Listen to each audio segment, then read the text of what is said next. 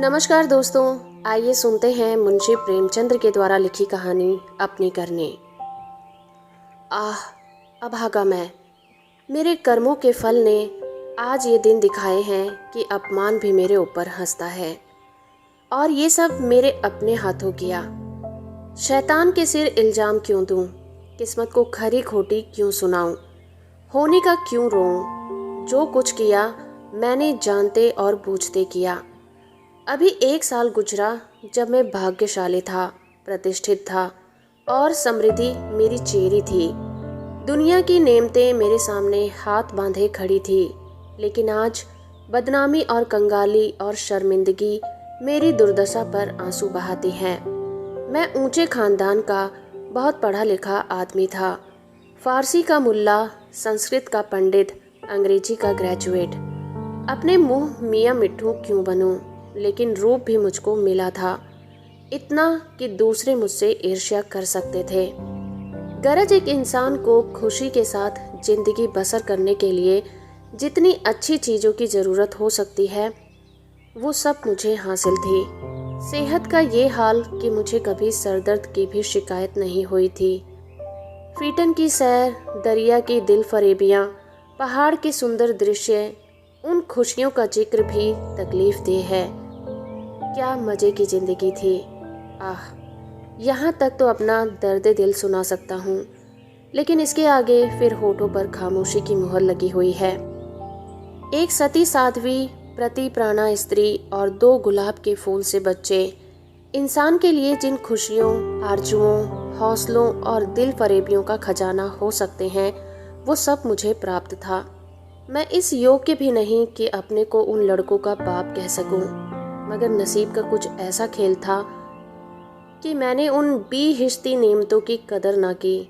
जिस औरत ने मेरे हुक्म और मेरी इच्छा में कभी कोई भेद नहीं किया, जो मेरी सारी बुराइयों के बावजूद कभी शिकायत का एक लफ्ज़ जबान पर नहीं लाई, जिसका गुस्सा कभी आंखों से आगे बढ़ने नहीं पाया। गुस्सा क्या था, कुआर की बरखा थी। 2-4 हल्की हल्की बूंदें पड़ी और फिर आसमान साफ हो गया। अपनी दीवानगी के नशे में मैंने उस देवी की कदर न की।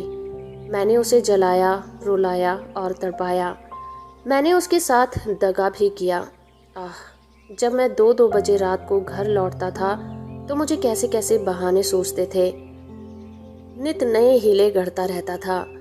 शायद विद्यार्थी जीवन में जब बहन के मजे से मदरसे जाने की इजाज़त न देते थे, उस वक्त भी बुद्धि इतनी प्रखर न थी।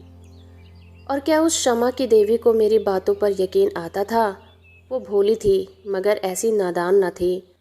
मेरी खुमार भरी आंखें और मेरे उथले भाव और मेरे झूठे प्रेम प्रदर्शन का रहस्य क्या उसे छिपा रह सकता था? लेकिन उसकी रग रग में शराफत भरी हुई थी। कोई कमीना ख्याल उसकी जबान पर नहीं आ सकता था। वो उन बातों का जिक्र करके या अपने संदेहों को खुले दिखाकर अपने पवित्र संबंध में कोई खिंचाव पैदा नहीं करना चाहती थी। मुझे उसके विचार उसके माथों पर लिखे मालूम होते थे। उन बदमज़गियों के मुकाबले में उसे जलना और रोना ज़्यादा पसंद था। शायद वो समझती थी कि मेरा नशा खुद ब खुद उतर जाएगा। काश इस शराफत के बदले उसके स्वभाव में कुछ ओछापन और अनुदारता भी होती। काश वो अपने अधिकारों को अपने हाथ में रखना जानती। काश वो इतनी सीधी ना होती। काश वो अपने मन के भावों को छिपाने में इतनी कुशल न होती। काश वो इतनी मक्कार न होती। लेकिन मेरी मक्कारी और उसकी मक्कारी में कितना अंतर था। मेरी मक्कारी हरामकारी थी, उसकी मक्कारी आत्म बलिदानी। एक रोज मैं अपने काम से फुर्सत पाकर शाम के वक्त मनोरंजन के लिए आनंद वाटिका में पहुंचा और संगमरमर के हौज पर बैठकर मछलियों का तमाशा देखने लगा। एकाएक निगाह उठी तो मैंने एक औरत को बेल की झाड़ियों में फूल चुनते देखा।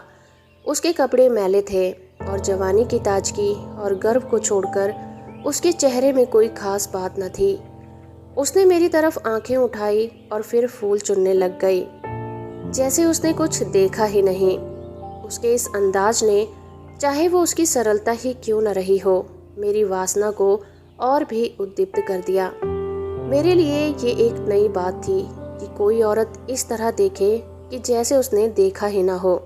मैं उठा और धीरे धीरे कभी जमीन और कभी आसमान की तरफ ताकते हुए बेल की झाड़ियों के पास जाकर खुद भी फूल चुनने लग गया। इस ढिठाई का नतीजा ये हुआ कि वो मालिन की लड़की वहां से तेजी के साथ बाग के दूसरे हिस्से में चली गई। उस दिन से मालूम नहीं वो कौन सा आकर्षण था जो मुझे रोज शाम के वक्त आनंद वाटिका की तरफ खींच ले जाता था। उसे मोहब्बत हरगिज नहीं कह सकते। अगर मुझे उस वक्त भगवान न करे उस लड़की के बारे में कोई शक समाचार मिलता तो शायद मेरी आंखों से आंसू भी न निकले। जोगिया धारण करने की तो चर्चा ही व्यर्थ है।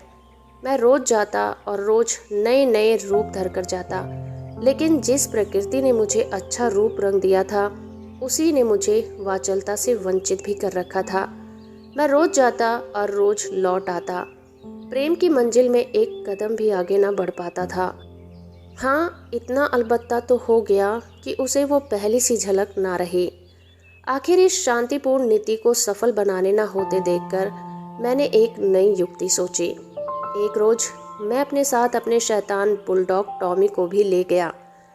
जब शाम हो गई और मेरे धैर्य का नाश करने वाली फूलों की आंचल भरकर अपने घर की ओर चली तो मैंने अपने बुलडॉग को धीरे से इशारा कर दिया। बुलडॉग उसकी तरफ बाज की तरह झपटा। फूलमती ने एक चीख मारी, 2-4 कदम दौड़ी और फिर जमीन पर गिर पड़ी। अब मैं छड़ी हिलाता बुलडॉग की तरफ गुस्से भरी आंखों से दौड़ता हुआ उसे जोर से 2-3 डंडे लगाए। फिर मैंने बिखरे हुए फूलों को समेटा, सहमी हुई औरत का हाथ पकड़कर बिठा दिया और बहुत लज्जित और दुखी भाव से बोला, ये कितना बड़ा बदमाश है, अब इसे अपने साथ कभी नहीं लाऊंगा। तुम्हें इसने काट तो नहीं लिया? फूलमती ने चादर से सर को ढांकते हुए कहा, तुम ना आ जाते तो ये मुझे नोच ही डालता। मेरे तो जैसे मन भर में पैर हो गए थे। मेरा कलेजा तो अभी तक धड़क रहा है। ये तीर लक्ष्य पर बैठा। खामोशी की मोहर टूट गई। बातचीत का सिलसिला कायम हुआ। बांध में एक दरार हो जाने की देर थी। फिर तो मन की उमंगों में खुद ब खुद काम करना शुरू कर दिया। मैंने जैसे जैसे जाल फैलाए, जैसे जैसे स्वांग रचे, वो रंगीन तबीयत के लोग खूब जानते हैं। और ये सब क्यों? मोहब्बत से नहीं, सिर्फ जरा देर दिल को खुश करने के लिए, सिर्फ उसके भरे पूरे शरीर और भोलेपन पर रेचकर। यूं तो मैं बहुत नीच प्रकृति का आदमी नहीं हूँ। रूप रंग में फूलमती का इंदु से कोई मुकाबला भी न था। वो सुंदरता के सांचे में ढली हुई थी। कवियों ने सौंदर्य की जो कसौटियाँ बनाई हैं वो सब वहाँ दिखाई देती थी। लेकिन पता नहीं क्यों मैंने फूलमती की धसी हुई आंखों और फूले हुए गालों और मोटे मोटे होठों की तरफ अपने दिल का ज्यादा खिंचाव देखा। आना जाना बढ़ा और महीना भर भी न गुजरने पाया कि मैं उसकी मोहब्बत के जाल में पूरी तरह फंस गया। मुझे अब घर की सादा जिंदगी में कोई आनंद न आता था, लेकिन दिल जैसे जैसे घर से उचटता जाता था वैसे वैसे मैं पत्नी के प्रति प्रेम का प्रदर्शन और भी अधिक करता था। मैं उसकी फरमाइशों का इंतज़ार करता रहता और कभी उसका दिल दुखाने वाली कोई बात जबान पर न लाता। शायद मैं अपनी आंतरिक उदासीनता को शिष्टाचार के पर्दे के पीछे छुपाना चाहता था। धीरे धीरे दिल की ये कैफियत भी बदल गई और बीवी की तरफ से उदासीनता दिखाई देने लगी। घर में कपड़े नहीं हैं, लेकिन इससे इतना न होता कि पूछ लूं। सच ये है कि मुझे अब उसकी खातिरदारी करते हुए डर सा मालूम होता था कि कहीं उसकी खामोशी की दीवार टूट न जाए और उसके मन के भाव जबान पर ना आ जाएं। यहाँ तक कि मैंने गृहस्थी की ज़रूरतों की तरफ से भी आंखें बंद कर ली। अब मेरा दिल और जान और रुपया पैसा सब फूलमती के लिए था। मैं खुद कभी सुनार की दुकान पर न गया था, लेकिन आजकल कोई मुझे रात गए एक मशहूर सुनार के मकान पर बैठा हुआ देख सकता था। बजाज की दुकान में भी मुझे रुचि हो गई थी। एक रोज शाम के वक्त रोज की तरह मैं आनंद वाटिका में सैर कर रहा था और फूलमती 16 श्रृंगार किए मेरी सुनहरी रूपहली भेंटों से लदी हुई एक रेशमी साड़ी पहने बाग की क्यारियों में फूल तोड़ रही थी। उसकी छोटी छोटी आंखें उस वक्त नशे के हुस्न में फैली हुई थी, बल्कि यूं कहें कि अपनी चुटकियों से मेरे दिल को मसल रही थी, और उनमें शोखी और मुस्कुराहट की झलक नजर आती थी। अचानक महाराजा साहब भी अपने कुछ दोस्तों के साथ मोटर पर सवार हुए आ पहुंचे। मैं उन्हें देखते ही अगवानी के लिए दौड़ा और आदाब बजा लाया। बेचारी फूलमती महाराजा साहब को पहचानती थी, लेकिन उसे एक घने कुंज के अलावा और कोई छिपने की जगह न मिल सकी। महाराजा साहब चले तो हौज की तरफ, लेकिन मेरा दुर्भाग्य उन्हें क्यारी पर ले चला, जिधर फूलमती छिपी हुई थर थर कांप रही थी। महाराजा साहब ने उनकी तरफ आश्चर्य से देखा और बोले, ये कौन औरत है? सब लोग मेरी और प्रश्न भरी आंखों से देखने लगे, और मुझे भी उस वक्त यही ठीक मालूम हुआ कि इसका जवाब मैं ही दूं, वरना फूलमती न जाने क्या आफत ढा दे। लापरवाही के अंदाज से बोला, इसी बाग के माली की लड़की है, यहाँ फूल तोड़ने आई होगी। फूलमती लज्जा और भय के मारे जमीन में धंसी जाती थी। महाराजा साहब ने उसे सर से पांव तक गौर से देखा और संदेहशील भाव से मेरी तरफ देखकर बोले, ये माली की लड़की है? मैं इसका क्या जवाब देता? इसी बीच कमबख्त दुर्जन माली भी अपनी फटी हुई पाक संभालता हुआ हाथ में कुदाल लिए दौड़ता हुआ आया और सर को घुटनों से मिलाकर महाराज को प्रणाम किया। महाराज ने जरा तेज लहजे से पूछा, ये तेरी लड़की है? माली के होश उड़ गए। कांपता हुआ बोला, हुजूर। महाराज, तेरी तनख्वाह क्या है? दुर्जन, हुजूर 5 रुपए। महाराज, ये लड़की कुंवारी है या ब्याही? दुर्जन, हुजूर अभी कुंवारी है। महाराज ने गुस्से से कहा, या तो तू चोरी करता है या डाका मारता है, वरना ये कभी नहीं हो सकता कि तेरी लड़की अमीर जाति बनकर रह सके। मुझे इसी वक्त इसका जवाब देना होगा, वरना मैं तुझे पुलिस के सुपुर्द कर दूंगा। ऐसे चाल चलन के आदमी को मैं अपने यहाँ नहीं रख सकता। माली की तो घिक्की सी बंध गई, और मेरी तो ये हालत थी कि काटो तो बदन में लहू नहीं। दुनिया अंधेरी मालूम होती थी। मैं समझ गया कि आज मेरी शामत सर पर सवार है। वो मुझे जड़ से उखाड़ कर ही दम लेगी। महाराजा साहब ने माली को जोर से डांट कर पूछा, तू खामोश क्यों है? बोलता क्यों नहीं? दुर्जन फूट फूट कर रोने लगा। अब जरा आवाज सुधरी तो बोला, हुजूर, बाप दादे से सरकार का नमक खाता हूँ। अब मेरे बुढ़ापे पर दया कीजिए। ये सब मेरे फूटे नसीबों का फेर है। इस छोकरी ने मेरी नाक कटा दी, कुल का नाम मिटा दिया। अब मैं कहीं मुंह दिखाने लायक नहीं हूँ। इसको सब तरह से समझा बुझाकर हार गए हुजूर, लेकिन मेरी बात ही नहीं सुनती, तो क्या करूँ? हुजूर माई बाप है, आपसे क्या पर्दा करूँ? उसे अब अमीरों के साथ रहना अच्छा लगता है। मैं आजकल के रईसों और अमीरों को क्या कहूँ, दीन बंधु सब जानते हैं। महाराजा साहब ने जरा देर गौर करके पूछा, क्या उसका किसी सरकारी नौकर से संबंध है? दुर्जन ने सिर झुकाकर कहा, हुजूर। महाराजा साहब, वो आदमी कौन है? तुम्हें उसे बतलाना होगा। दुर्जन, महाराज जब पूछेंगे बता दूंगा। सांच को आँच ही क्या है? मैंने तो समझा था इसी वक्त सारा पर्दा फाश हुआ जाता है, लेकिन महाराजा साहब ने अपने किसी दरबारी की इज्जत को इस तरह मिट्टी में मिलाना ठीक नहीं समझा।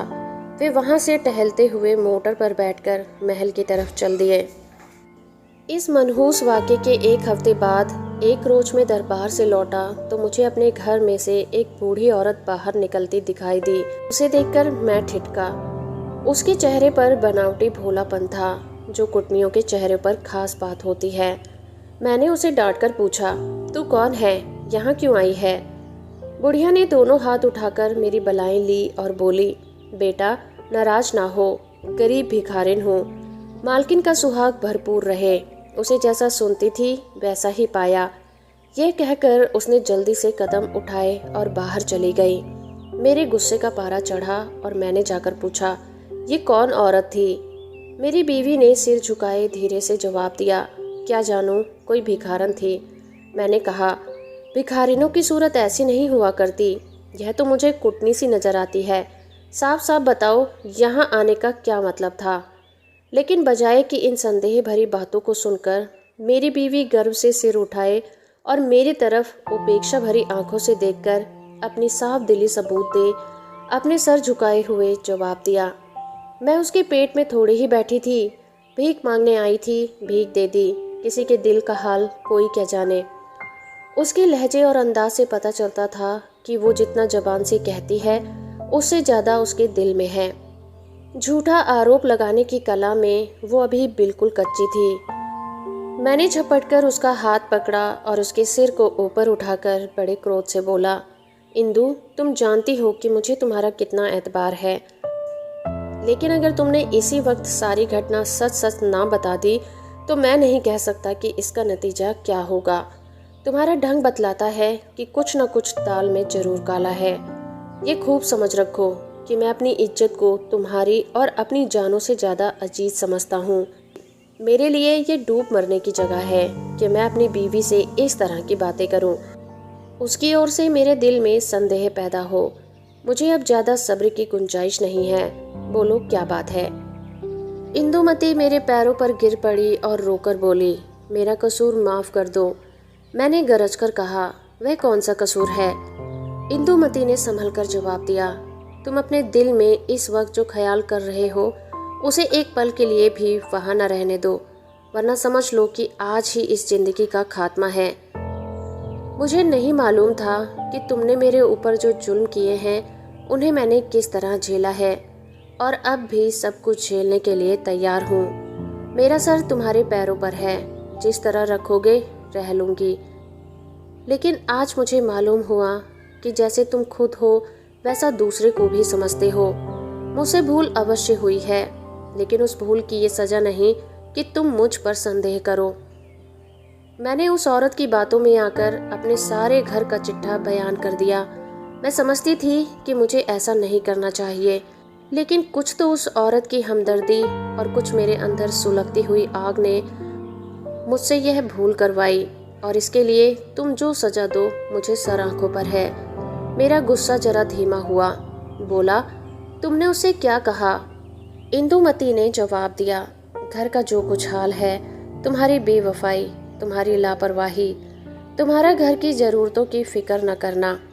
अपनी बेवकूफ़ी का क्या कहूँ। मैंने उसे यहाँ तक कह दिया कि इधर 3 महीने से उन्होंने घर के लिए कुछ खर्च भी नहीं दिया, और इसकी चोट मेरे गहनों पर पड़ी है। ना मालूम क्यों मैं उसे यह सब कह गई। जब इंसान का दिल जलता है तो जबान तक उसकी आँच आ ही जाती है, मगर मुझसे जो कुछ खता हुई उससे कई गुनी सख्त सजा तुमने मुझे दी है। मेरा बयान लेने का भी सब्र ना हुआ। खैर, तुम्हारे दिल की कैफियत मुझे मालूम हो गई। तुम्हारा दिल मेरी तरफ से साफ नहीं है। तुम्हें मुझ पर विश्वास नहीं, वरना एक भिखारिन औरत के घर से निकलने पर तुम्हें इतने सुबह क्यों होते। मैं सर पर हाथ रखकर बैठ गया। मालूम हो गया कि तबाही के सामान पूरे हुए जाते हैं। दूसरे दिन मैं जो ही दफ्तर में पहुंचा, चौकीदार ने आकर कहा, महाराज साहब ने आपको याद किया है। मैं तो अपनी किस्मत का फैसला पहले ही किए बैठा था। मैं खुद समझ गया था कि वो बुढ़िया खुफिया पुलिस की कोई मुखबिर है जो मेरे घरेलू मामलों की जांच के लिए तैनात हुई होगी। कल उसकी रिपोर्ट आई होगी और आज मेरी तलबी है। खौफ से सहमा हुआ, लेकिन दिल को किसी तरह संभाले हुए कि जो कुछ सर पर पड़ेगी देखा जाएगा, अभी से क्यों जान दूँ। मैं महाराजा साहब की खिदमत में पहुंचा। वो इस वक्त अपने पूजा के कमरे में अकेले बैठे हुए थे। कागजों का एक ढेर इधर उधर फैला हुआ था और वह खुद किसी ख्याल में डूबे हुए थे। मुझे देखते ही वो मेरी तरफ मुखातिब हुए। उनके चेहरे पर नाराजगी के लक्षण दिखाई दिए। बोले, कुंवर श्याम सिंह, मुझे बहुत अफसोस है कि तुम्हारी बाबत मुझे जो कुछ मालूम हुई वो मुझे इस बात के लिए मजबूर करती है कि तुम्हारे साथ सख्ती का बर्ताव किया जाए। तुम मेरे पुराने वसीकादार हो और तुम्हें ये गौरव कई पीढ़ियों से प्राप्त है। तुम्हारे बुजुर्गों ने हमारे खानदान की जान लगाकर सेवा की है और उन्हीं के सिले में ये वसीका दिया गया था, लेकिन तुमने अपनी हरकतों से अपने को इस कृपा के योग्य नहीं रखा। तुम्हें इसलिए वसीका मिलता था कि तुम अपने खानदान की परवरिश करो, अपने लड़कों को इस योग्य बनाओ कि वो राज्य की कुछ खिदमत कर सकें। उन्हें शारीरिक और नैतिक शिक्षा दो ताकि तुम्हारी जात से रियासत की भलाई हो, ना कि इसलिए कि तुम इन रुपयों को बेहुदा ऐश पस्ती और हरामकारी में खर्च करो। मुझे इस बात से बहुत तकलीफ होती है कि तुमने सब अपने बाल बच्चों की परवरिश की जिम्मेदारी से भी अपने को मुक्त समझ लिया। अगर तुम्हारा यही ढंग रहा तो यकीनन वसीका दारू का एक पुराना खानदान मिट जाएगा। इसलिए आज से हमने तुम्हारा नाम वसीका दारू की फहरिस्त से खारिज कर दिया है और तुम्हारी जगह तुम्हारी बीवी का नाम दर्ज कर दिया गया। वह अपने लड़कों को पालने पोसने की जिम्मेदार है। तुम्हारा नाम रियासत के मालियों की फहरिस्त में लिया जाएगा। तुमने अपने को इसी योग्य सिद्ध किया है और मुझे उम्मीद है कि ये तबादला तुम्हें नागवार ना होगा। बस जाओ और मुमकिन हो तो अपने किए पर पछताओ। मुझे कुछ कहने का साहस ना हुआ। मैंने बहुत धैर्यपूर्वक अपनी किस्मत का यह फैसला सुना और घर की तरफ चल दिया। लेकिन 2 ही 4 कदम चला था कि अचानक ये ख्याल आया, किसके घर जा रहे हो? तुम्हारा घर अब कहाँ है? मैं उल्टे कदम लौटा। जिस घर का मैं राजा था वहाँ दूसरों का आश्रित बनकर मुझसे रहा नहीं जाएगा, और रहा भी जाए तो मुझे रहना चाहिए। मेरा आचरण निश्चय ही अनुचित था, लेकिन मेरी नैतिक संवेदना अभी इतनी थोई हुई ना थी। मैंने पक्का इरादा कर लिया कि इसी वक्त इस शहर से भाग जाना मुनासिब है, वरना बात फैलते ही हमदर्दों और बुरा चेतने वालों का एक जमघट हाल चाल पूछने के लिए आ जाएगा। दूसरों की सूखी हमदर्दियां सुननी पड़ेंगी, जिनके पर्दे में खुशी झलकती होगी। एक बार, सिर्फ एक बार मुझे फूलमती का ख्याल आया। उसके कारण ये सब दुर्गति हो रही है, उससे तो मिल ही लूं। मगर दिल ने रोका। क्या एक वैभवशाली आदमी की जो इज्जत होती थी वो अब मुझे हासिल हो सकती है? हरगिज नहीं। रूप की मंडी में वफा और मोहब्बत के मुकाबले में रुपया पैसा ज़्यादा कीमती चीज़ है। मुमकिन है इस वक्त मुझ पर तरस खाकर या क्षणिक आवेश में आकर फूलमती मेरे साथ चलने पर आमादा हो जाए, लेकिन उसे लेकर मैं जाऊंगा कहाँ? पावों में बेड़ियां डालकर चलना तो और भी मुश्किल हो जाएगा। इस तरह सोच विचार कर मैंने मुंबई की राह ली और अब 2 साल से एक मिल में नौकर हूँ। तनख्वाह सिर्फ इतनी है कि जो कि तो जिंदगी का सिलसिला चलता रहे, लेकिन ईश्वर को धन्यवाद देता हूँ और इसी को यथेष्ट भी समझता हूँ। मैं एक बार गुप्त रूप से अपने घर गया था। फूलमती ने एक दूसरे रईस से रूप का सौदा कर लिया है, लेकिन मेरी पत्नी ने अपने प्रबंध कौशल से घर की हालत खूब संभाल ली है। मैंने अपने मकान को रात के समय लालसा भरी आंखों से देखा। दरवाजे पर 2 लालटेनें जला रही थी और बच्चे इधर उधर खेल रहे थे। हर तरफ सफाई और सुथरापन दिखाई देता था। मुझे कुछ अखबारों के देखने से मालूम हुआ कि महीनों तक मेरे पते निशान के बारे में अखबारों में इश्तिहार छपते रहे थे, लेकिन अब ये सूरत लेकर मैं वहाँ क्या जाऊँगा और ये कालिख लगा मुंह किसको दिखाऊंगा? अब तो मुझे इसी गिरी पड़ी हालत में जिंदगी के दिन काटने हैं, चाहे रोकर काटूं या फिर हंसकर। मैं अपनी हरकतों पर अब बहुत शर्मिंदा हूँ। अफसोस, मैंने उन नेमतों की कदर नहीं की, उन्हें लात से ठोकर मारी। ये उसी की सजा है कि आज मुझे ये दिन देखना पड़ रहा है। मैं वो परवाना हूँ जिसकी खाक भी हवा के झोंकों से नहीं बची है। तो दोस्तों, अभी आप सुन रहे थे मुंशी प्रेमचंद्र के द्वारा लिखी कहानी अपनी करनी। उम्मीद है मेरा प्रयास और आपको ये कहानी पसंद आई होगी। आप हमें कमेंट करके ज़रूर बताएं। चैनल को अभी तक सब्सक्राइब नहीं किया है तो कर लीजिए, और आपके कमेंट हमारा उत्साह बढ़ाते हैं, इसलिए कमेंट करते रहिए।